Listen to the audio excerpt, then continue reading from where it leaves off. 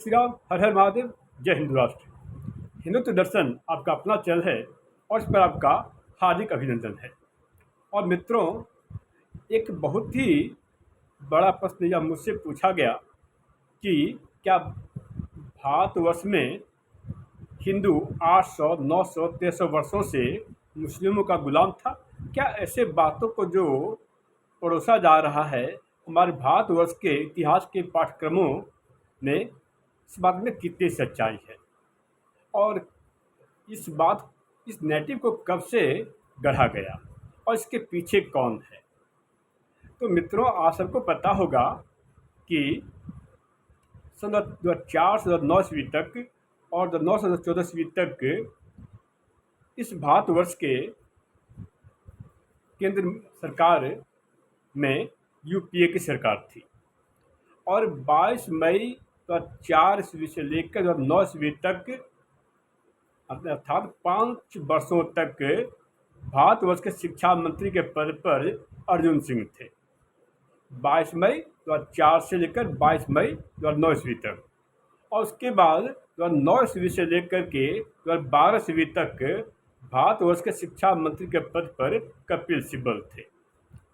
भारतवर्ष के 28वें शिक्षा मंत्री के रूप में अर्जुन सिंह को जाना जाता है और 28वें शिक्षा मंत्री के पद पर 28वें शिक्षा मंत्री के रूप में जब वो इस भारतवर्ष में शिक्षा मंत्री के पद पर आसीन थे तो इनका कार्यकाल था 22 मई 2004 से 2009 ईस्वी तक, और 2009 से 2012 ईस्वी तक 29वें शिक्षा मंत्री के पद पर आसीन थे कपिल सिब्बल।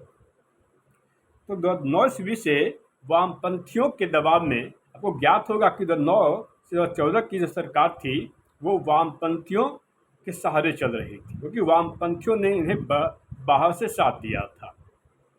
तो 2009 ईस्वी से इस बात का प्रचार प्रसार किया गया कि हिंदू एक लंबे समय से, अर्थात 800, 900 वर्षों से 1300 वर्षों से मुस्लिमों का गुलाम था। और आपको ज्ञात हो कि भारतवर्ष के इतिहासकार के रूप में वामन मिश्रान, रोमिला थापर, इरफान हबीब और जैसे वामपंथी इतिहासकारों का बोलबाला रहा। राम पुनिया भी ऐसे ही एक इतिहासकार हैं। इसके साथ ही साथ भारतवर्ष के इतिहास में खासकर एक जर्मन इतिहासकार मैक्स मुलर की बात की जाए तो यह वही व्यक्ति था जिसने बीवर के साथ मिलकर के, इतिहासकार बीवर के साथ मिलकर के भारतवर्ष के वास्तविक इतिहास को धूल दूषित करके प्रस्तुत करने का कार्य किया था।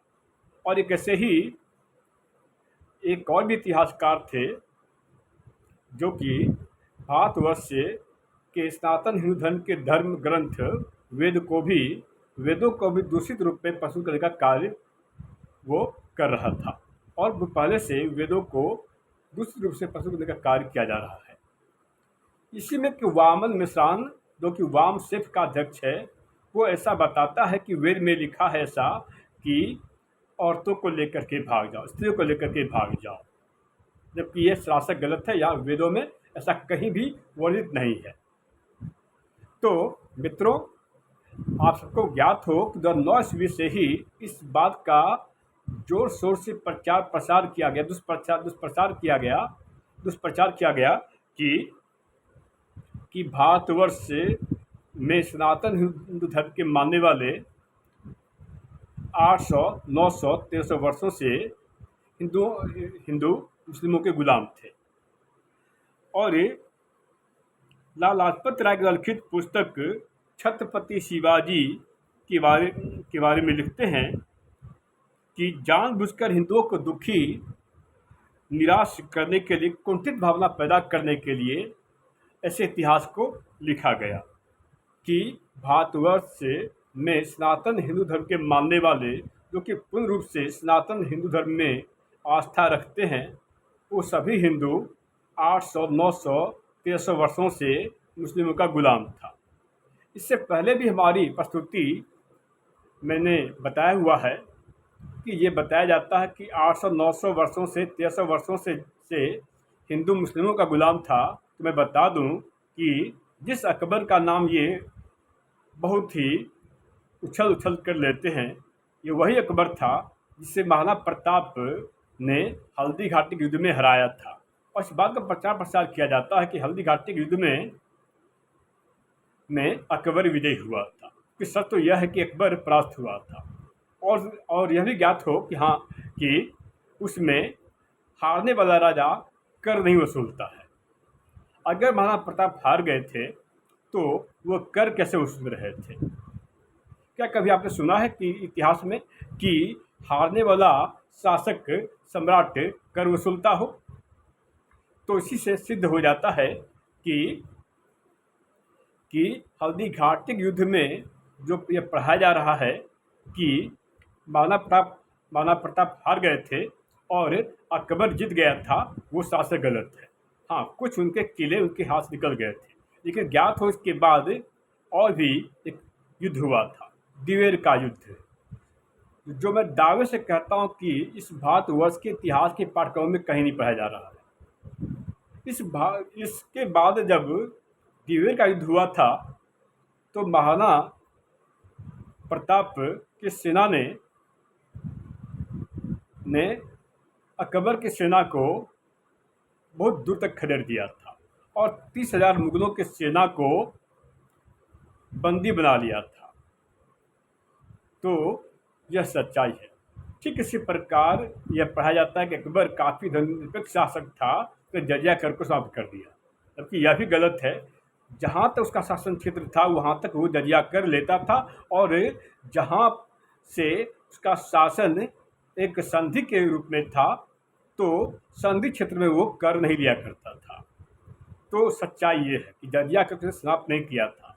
ये आधा अधूरा बताया जाता है कि वो जजिया कर उसने बंद कर दिया था। तो जो कि संधि क्षेत्र में था वहाँ पर वो कर नहीं लेता था, लेकिन जो उसके पूर्ण अधिकार में था वहाँ पर वो जजिया कर लेता था। जजिया कर को ही हिंदू टैक्स के रूप में भी जाना जाता है, अर्थात जहाँ पर मुस्लिमों का शासन रहेगा, जहाँ पर मुस्लिमों का शासन होता था वहाँ पर वो हिंदुओं से कर लिया करते थे। और जिस अकबर को इतना महान बताया जाता है, ज्ञात हो कि महाराणा प्रताप के छोटे भाई की बेटी ने इसे अभय दान दिया था। इससे मृत्युदंड दे सकती थी, लेकिन किरण देवी ने इसे छोड़ दिया, इसे माफ़ कर दिया। तो ये वही अकबर है जिसने बेहोशी की अवस्था में हेमचंद्र विक्रमादित्य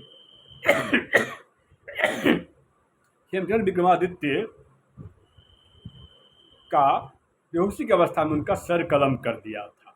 तो ऐसा ही ये डरपोक बुज़दिल शासक था कि जिसने बेहोशी की अवस्था में हेमचंद्र विक्रमादित्य हेमू का सर तन से अलग कर दिया था, सर धड़ से अलग कर दिया था।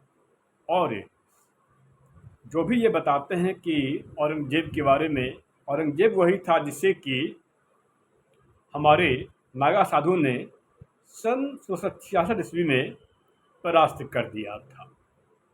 और जितने भी मुगल शासकों की धुलाई हुई है, इससे संबंधित हमारी पहले प्रस्तुति मैंने प्रस्तुत किया हुआ है।